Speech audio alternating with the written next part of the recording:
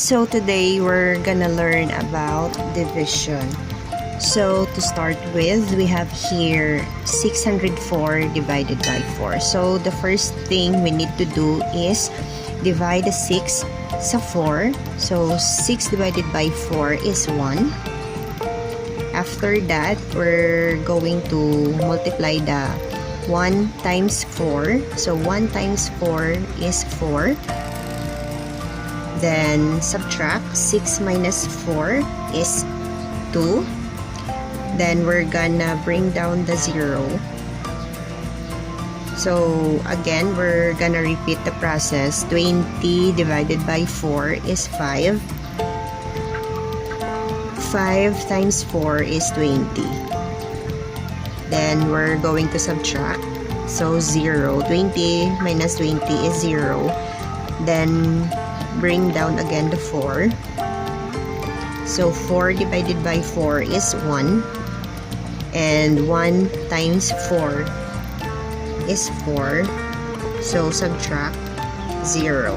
So the answer is 151. If we're going to check if our answer is correct, so we're gonna multiply the 151 times 4. So this is for checking. 4 times 1, 4. 4 times 5 is 20. So 4 times 1 is 4. Plus 2, 6. So our answer is correct. So, multiplication naman po tayo. So, meron tayo ditong 436 times 23. So, ang unang-una natin gagawin ay multiply lang po natin ang 3 sa 436. So, 3 times 6 is 18. Carry 1. 3 times 3 is 9 plus 1. Carry 1. 3 times 4 is 12 plus 1 is 13.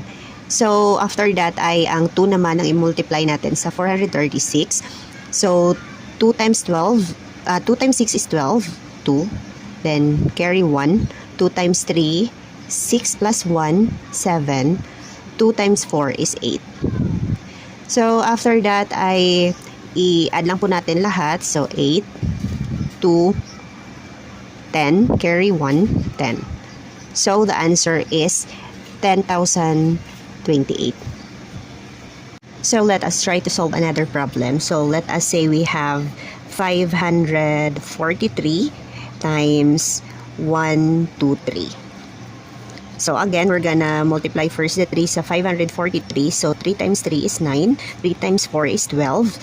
So carry 1. 3 times 5, 15 plus 1 is 16. 2 times 3 is 6. 2 times 4 is 8. 2 times 5 is 10. So 1 times 3. 1 times 4 is 4. 1 times 5 is 5. Then we're gonna add po lahat. So, 9, 8, 14, 17. Carry 1, 1, 4, 6, 6. So, the answer is 66,789.